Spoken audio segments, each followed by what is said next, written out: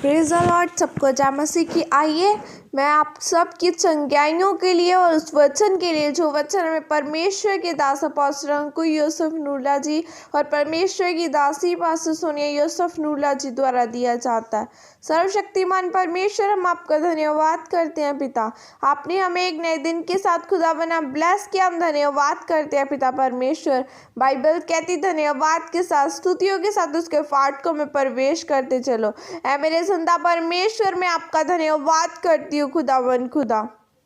आपके वचन में लिखा है यीशु मसीह के कोड़े खाने से तुम चंगे हो चुके हो। मेरे जिंदा परमेश्वर, हर एक जन जो आज मेरे साथ जुड़ा है यीशु मसीह के नाम के द्वारा चंगाइयाँ इनकी जिंदगियों का हिस्सा, चंगाइयाँ इनकी जिंदगियों में जाए। यीशु मसीह के नाम के द्वारा ये ब्लेस किया जाए। परमेश्वर का आत्मा इनकी जिंदगियों में जाए, परमेश्वर का फजल, उसका पवित्र आत्मा इनकी जिंदगियों में जाए। हर एक जन खुदावन खुदा तेरा हर एक जन को परमेश्वर तेरा पा करूँ, तेरा पवित्र आत्मा छुए। हर एक बीमारियां, हर एक प्रॉब्लम, हर एक माइग्रेन, हर एक प्रॉब्लम इन्हें छोड़ के जाए खुदा बना। कैंसर पेशेंट यीशु मसीह के नाम के द्वारा चंगे किए जाए। हर एक बीमारी आज इनकी बॉडी को छोड़ के जाए, हर एक बीमारी इनकी जिंदगियों को छोड़ के जाए। ऐ मेरे जिंदा परमेश्वर, हर एक शैतानी चाले, हर एक शैतान की योजनाएं आज इनकी जिंदगियों को छोड़ के जाती रहे खुदा बन खुदा। हर एक दुष्ट आत्मा इनकी जिंदगियों को छोड़ के जाए। परमेश्वर आपका रूह इनकी जिंदगियों में बसे। तेरा वचन कहता है जैसा तेरा आसमानी पिता पवित्र है तो पवित्र बन। ऐ मेरे जिंदा परमेश्वर, इन्हें अपना पवित्र आत्मा दे ताकि ये पवित्र बन सके खुदा, तेरे वचन को पूरा कर सके। परमेश्वर ये खुदावन खुदा तेरे वचन को पूरा कर सके, तेरे वचन की राहों पे चलने वाले बने। परमेश्वर का फजल इनकी जिंदगियों में रहे। शैतानी ताकतें, शैतान की हर एक चाले यीशु मसीह के नाम के द्वारा खत्म की जाए। परमेश्वर का फजल आज इनकी जिंदगियों में आता रहे।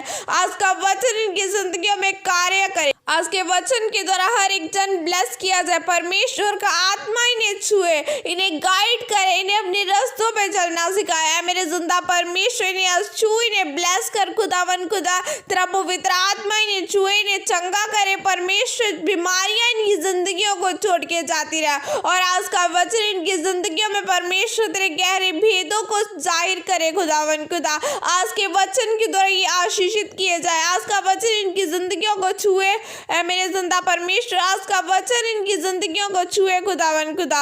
आज के वचन के द्वारा परमेश्वर इनके साथ इनके घराने ब्लेस किए जाए खुदावन। आज के वचन के द्वारा आज का वचन इनकी जिंदगियों में 1000 गुना फल को लेकर आने पाए। यीशु मसीह के नाम के द्वारा जाती है। प्रभु यीशु मसीह के सामर्थ्य नाम में मांगते, आमीन आमीन। परमेश्वर के लिए जोखिम उठाएं। नहमीया 2 की 17 आयत में लिखा है कि यरूशलेम उजाड़ पड़ा है और उसके फाटक जले हुए हैं। आओ हम यरूशलेम की शहरपनाह को बनाएं। आमीन। मेरे प्रियो, आपका धरती पर रहना मसीह के लिए और मर जाना आपके अपने फ़ायदे के लिए है, क्योंकि जब आप परमेश्वर के लिखित वचनों से प्रेम करेंगे तो परमेश्वर आपको बढ़ाएगा।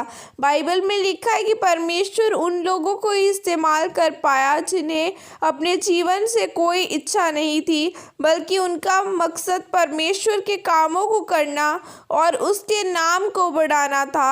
उनका यही मकसद था कि जो लोग पाप में हैं वह अपने पापों से मन फिराकर परमेश्वर के करीब जाएं। मेरे प्रियो, जब आप बाइबल में इज़रा और नहमीया के बारे में पढ़ें तो लिखा है कि परमेश्वर ने इज़रा को भवन बनाने और नहमीया को शहरपनाह बनाने के लिए चुना। जब आप इन दोनों के चरित्र को ध्यान से पढ़ें तो केवल वह दोनों ही पाप के विषय में और परमेश्वर के साथ अपने संबंधों को बनाने के विषय में ज़्यादा चिंतित थे। उनका ध्यान अपने दुख और परेशानियों की ओर नहीं, बल्कि परमेश्वर की मर्जी को पूरा करने की ओर लगा था। इज़रा और नहमीया लोगों को पाप करते हुए देखकर परमेश्वर के सामने रोकर उनके पापों की माफ़ी मांगते थे। जब आप ध्यान से नहमीया के विषय में पढ़े तो लिखा है कि वह राजा का पियाऊ था। वह सोच सकता था कि मैं क्यों यरूशलेम या अपने लोगों को और की ओर ध्यान दूं, क्योंकि उसका राजा के सामने एक खास स्थान था। लेकिन बाइबल में लिखा है कि नेहेमिया रोया, जबकि उसके जीवन में ऐसी कोई बात नहीं थी कि वह रोता। उसे परमेश्वर के लिए जोखिम उठाने की कोई ज़रूरत नहीं थी, परंतु फिर भी उसने अपनी अच्छी परिस्थिति की ओर ध्यान न देते हुए परमेश्वर के काम करने के लिए जोखिम को उठाया। जब नेहेमिया को पता चला कि यरूशलेम की शहरपनाह गिरा दी गई है, तो वह राजा के पास गया कि मुझे जाने दे ताकि मैं यरूशलेम की शहरपनाह को बना सकूं और परमेश्वर के काम को कर सकूं। उसने परमेश्वर के काम को जोखिम उठाकर करना शुरू किया, जिसके बाद लोग उसके दुश्मन बन गए और कई बार उसे मारने की कोशिश भी की गई, लेकिन फिर भी वह परमेश्वर के काम को करता रहा।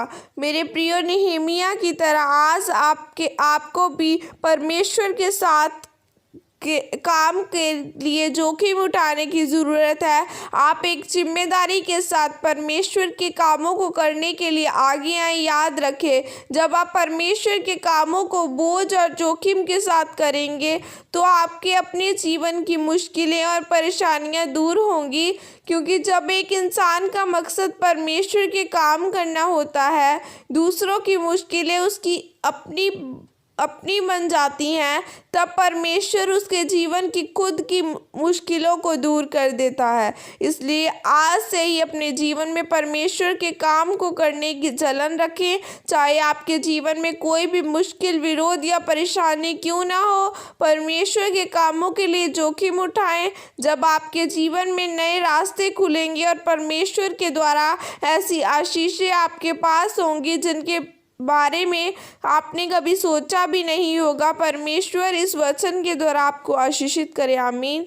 यह अंगीकार आपके द्वारा किया जाए। सर्वशक्तिमान परमेश्वर, मैं इस वचन के लिए पिता आपका धन्यवाद करती हूँ। परमेश्वर, मैं अंगीकार करती हूँ कि मैं आपके कामों को करने का बोझ रखूँगी और जोखिम उठाऊँगी, ताकि आपका नाम बढ़ सके और ऊंचा हो सके। यीशु मसीह के नाम में मांगते हैं। आमीन आमीन। सबको जय मसीह की। God bless you.